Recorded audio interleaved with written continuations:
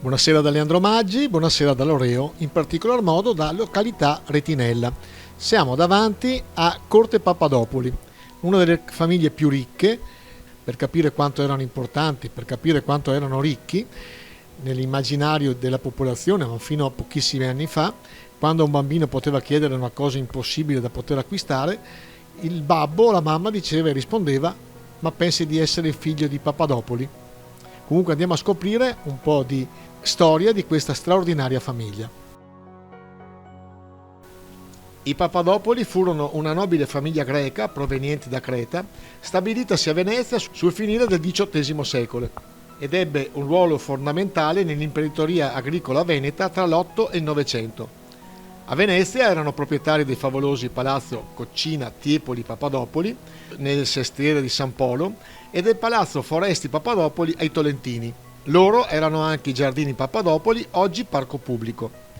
Qui nella piccola frazione di Retinella, a Loreo, la famiglia Papadopoli acquistò 10.000 ettari di terreno a destra e sinistra del Canal Bianco, da Adria alle foci del fiume Po.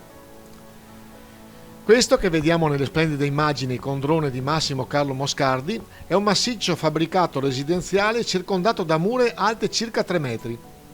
La facciata della corte si presenta estesa con una grande porta nel centro, sopra la quale si trova lo stemma della famiglia, ornato dalle decorazioni.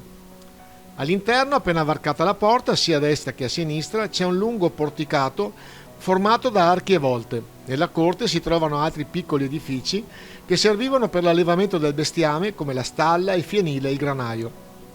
Al di fuori delle mura, in fianco alla facciata della corte, si trova la chiesa di Retinella, un edificio di notevoli dimensioni ormai in rovina.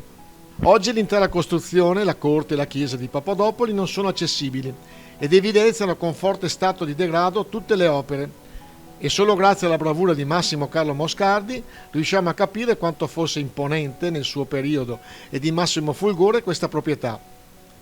Tutte le opere che c'erano in questa chiesa e la campana del luogo sacro oggi si conservano negli oratori della Santissima Trinità di Loreo. Nell'Ottocento la famiglia ebbe un brusco tracollo finanziario che forse fu ancora più bruciante della sua ascesa.